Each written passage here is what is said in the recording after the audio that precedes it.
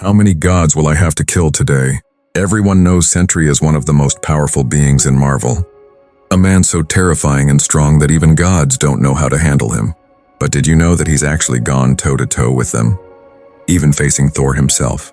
In the comic book Siege, Norman Osborn, better known as the Green Goblin, is put in charge of S.H.I.E.L.D., which he renames H.A.M.M.E.R.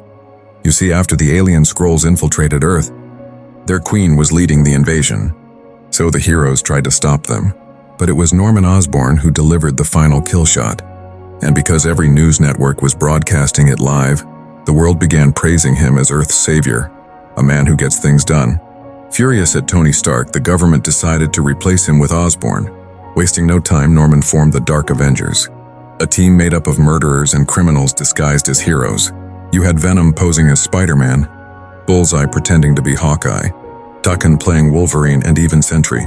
But here, he's not the hero we know because his body is controlled by the Void, his dark and destructive alter ego. So now with the Dark Avengers under his command and the US government backing him, Osborn sets his sights on Asgard because in his mind, nothing would cement his power more than proving he can take down gods themselves. We always knew that was going to be the case. At the same time, he is also being manipulated by Loki.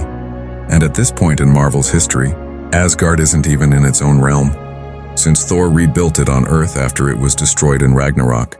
And now it's literally floating above a small town in Oklahoma, making it the perfect target for Norman. At first, Norman asked the government for support, but they refused, calling the idea of starting a war with Asgard insane. In response, Loki proposed staging an incident that would shift public perception against the Asgardians. And that's when we see an Asgardian warrior and Thor's friend, Volstagg, riding on his horse. Loki explains that Volstagg is a mighty warrior with a big heart who is now traveling across America. So they decide to set him up and instruct a group of villains to attack him in public. Volstagg manages to fight off their attacks, but when he looks up, he sees that their assault has left the entire stadium engulfed in flames. Norman immediately calls the president, pinning the blame on Asgard, and Loki instantly congratulates him, declaring that he now has the perfect excuse to launch his attack. Assemble the Avengers and the full roster of the initiative. We're invading Asgard. Norman immediately begins devising his plan, and even tries to recruit Ares, the god of war. Ares flatly refuses, explaining that the Asgardian gods are his friends and even threatens to kill Norman if he dares to invade them. However, Norman manipulates him by lying that Loki now rules Asgard and has sinister intentions, prompting Ares to reluctantly join his team. He then goes to his Dark Avengers and explains his plan, but many of them immediately refuse, saying that invading Asgard is insane. Being a superhero is one thing. Going up against Thor's family is another. Are you afraid? Adam sucks and you should be too. Anyone who says otherwise is lying. But Norman threatens them with prison, reminding them that many of the Dark Avengers joined him to avoid incarceration. He then tells them that if they do this for him, they will all be free. Warriors. And so shortly after this and some additional recruiting, the invasion of Asgard begins. As Norman looks up, he notices Thor coming, who instantly aims for him until Sentry shows up and stops him.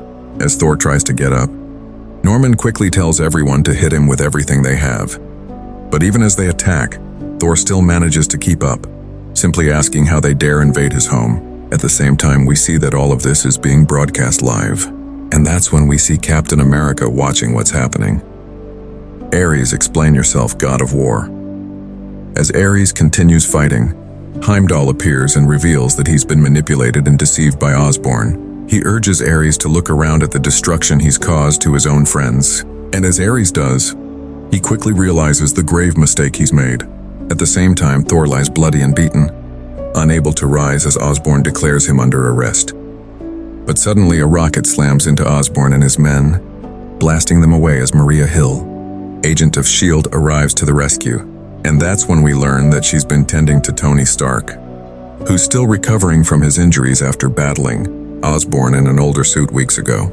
Thor punches them away but collapses to his knees. So Maria rushes him into the back of the truck and they make a quick escape. Unable to watch any longer, Captain America decides to take matters into his own hands. He declares that it's time to take the country back. And as he finishes his speech, We see that he was talking to the real Avengers and other well-known heroes. You lied. At the same time, Ares manages to reach Osborn. I did what I had to do to get you into battle. And as Ares tries to kill him, Sentry shows up.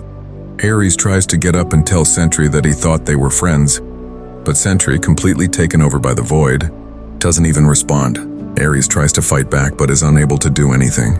Sentry then grabs Ares by the throat and kills him. Other superheroes try to reach Osborn while Thor, now back on his feet, tells him that he won't hide from him. Osborn then instructs Sentry to kill Thor. But when Osborn looks up, he notices something. And bit by bit we see Captain America's shield coming straight for his head. Avengers assemble. An epic battle between the real and fake heroes begins. But as everyone fights, how many gods will I have to kill today? Thor hits Sentry with his hammer, but as he leaps for another swing, he notices Sentry's body twisting and the void erupting out of him. Osborn starts blasting at Captain, but when Captain manages to hit Osborn with his shield, both of them look up and see Tony Stark standing there, saying that the armor Osborn stole from him is about to be shut down. So Tony shuts down his suit and Osborn falls to his knees, screaming for Sentry to stop them all. And that's when we see Sentry quickly leaving Thor and destroying Asgard. You're under arrest, Osborn. Osborn gets up, destroys his suit, and reveals his Green Goblin persona, screaming at them. But Spidey doesn't even care as he simply, or will you shut up? Osborn falls down, rambling and threatening to kill them all while Thor tries to learn more about Loki.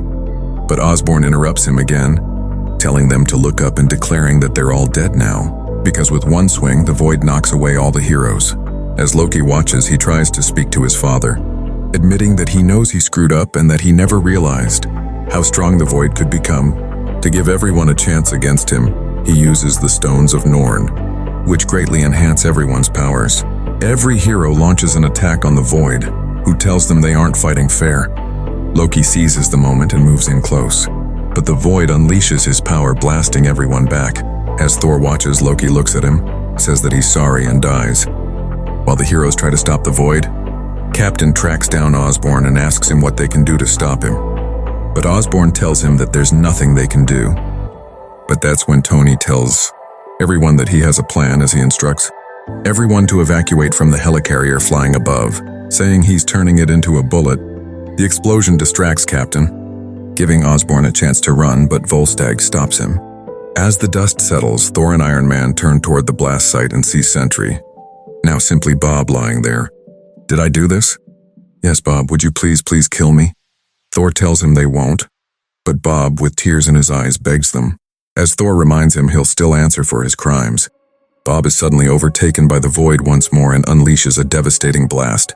Thor reacts instantly, seizing his hammer and striking the void with such force that it kills him. Without a word spoken and without hesitation, Thor lifts Bob's body and carries it into space. And in the final panels, we see Thor near the sun, quietly releasing Bob's body into its blazing heart.